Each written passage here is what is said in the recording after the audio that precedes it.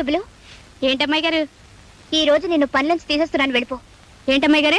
ఈ రోజు నిన్ను పనిలోంచి తీసేస్తున్నాను, వెళ్ళిపో. అయ్య బాబు, నేనేం తప్పు చేశాను అమ్మాయి గారు? మీ పాదాలు అట్టుకుంటాను, నా కడుపు కొట్టకండి. నీ కడుపు కొట్టం కాదు, నువ్వు అందంగా ఉన్నావు, అందుకే పనిలోంచి తీసేస్తున్నాను, వెళ్ళిపో. ఏంటండి, అందంగా ఉన్నానని పనిలోని తీసేస్తారండి? భలే బాగుందండి. అయినా మీరు అందంగానే ఉన్నారు కదండి. నా అందం మీకేం చెరుపు చేస్తా అమ్మాయి గారు? మగవాళ్ళు కోతులాంటి వాళ్ళని మా అమ్మ చెప్పింది. ఏ క్షణంలో ఏం జరుగుతుందో ఎవరు చెప్పగలరు? అందుకే ఇంట్లో అందమైన వాళ్ళు ఎవరు ఉండకూడదు. ఓ అంతే కదా. అయితే ఇప్పుడే సింక్ సెట్లా తయారైపోతాను అమ్మాయి గారు.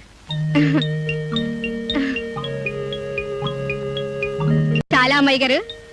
చాలదు, ఇంకా అసహ్యంగా తయారైతేనే అప్పుడు జీతం పెంచుతాను. అట్టాగే అమ్మాయి గారు. కానీ మీతో ఒక్క మాట చెప్పి ఆ తర్వాత మీరు చెప్పినట్టే తయారవుతాను. ఈ ఇంట్లోనే మా అమ్మ పనిచేసింది. చిన్నబాబు గారు నేను ఒకేసారి పుట్టామట.